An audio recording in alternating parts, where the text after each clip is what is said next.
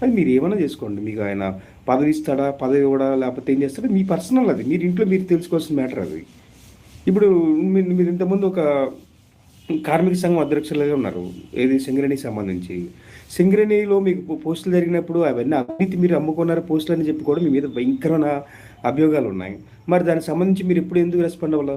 Exams పెట్టి కూడా ఆ సింగరేణి ఎగ్జామ్స్ జరిగిన తర్వాత పేపర్ లీక్ అయిందని చెప్పి పేపర్ మీడియాలన్నీ కూడా సాక్షిలో కానీ అన్ని ఈనాడు రాలేదండి, సాక్షి పేపర్ మిగతా అన్ని న్యూస్ ఛానల్స్లో కూడా వస్తే పేపర్ ఎక్కడో లీక్ అయింది, పేపర్ అమ్ముకున్నారంటే 1 ఇయర్ పాటు 2 ఇయర్స్ పాటు దాని రిజల్ట్ ఉంచి దాన్ని ఇవ్వకుండా, దాని రిజల్ట్ ఆపేసి దాని రిజల్ట్ ఇవ్వకుండా తర్వాత సైలెంట్గా రిజల్ట్ ఇచ్చి అందరికీ కూడా జాబ్లు ఇచ్చింది ఎవరు?